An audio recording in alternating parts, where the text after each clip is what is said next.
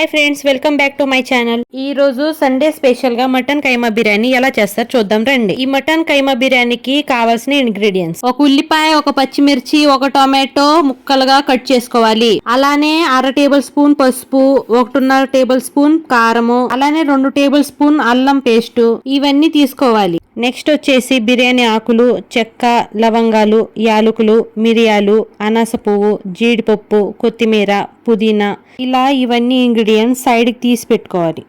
ఇప్పుడు మనం మటన్ కైమా బిర్యానీకి స్టార్ట్ చేద్దాం.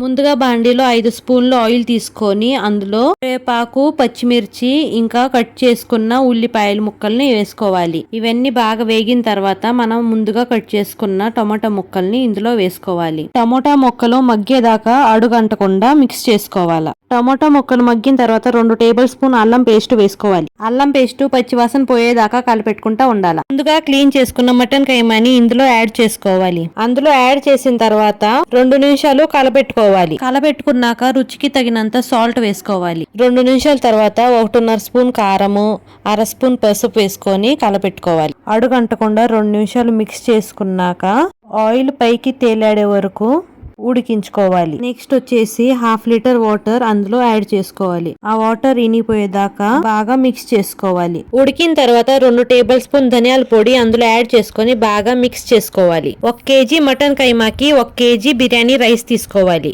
1 కేజీ బియ్యాన్ని కడిగి 5 నిమిషాలు నానబెట్టుకోవాలి. ఇప్పుడు నీళ్ళని కాంచుకోవాలి. కాంచుకున్నాక కడిగిన బియ్యాన్ని అందులో వేయాలి. అన్నం పొంగొచ్చిన తర్వాత 5 నిమిషాలు ఉడకనిచ్చి ఆ ఎసురు ఉంచుకోవాలి. ఉంచుకున్న అన్నాన్ని పక్కన తీసి పెట్టి కుక్కర్ లో లేయర్స్ గా వేసుకోవాలి. ఇప్పుడు కుక్కర్ లో 4 గంటలు రైస్ వేసుకొని అందులో 2 బిర్యానీ ఆకులు, 2 చెక్కలు, 2 లవంగాలు, 2 యాలకులు, 2 మిరియాలు, 2 అనాస పువ్వులు, 2 జీడిపప్పులు, అలానే కొంచెం కొత్తిమీర తరుగు, పుదీనా, ఇంకా కరివేపాకు రెమ్మలు వేసుకోవాలి.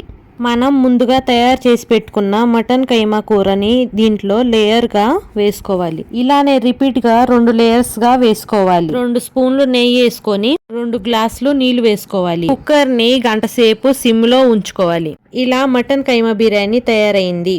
కుక్కర్ లో తయారైన మటన్ కైమా బిర్యానీని ఇలా పెద్ద బాండీలో మిక్స్ చేసుకోవాలి. ఇలాంటి మరెన్నో వీడియోస్ కోసం మా channel like, subscribe and share చేయండి.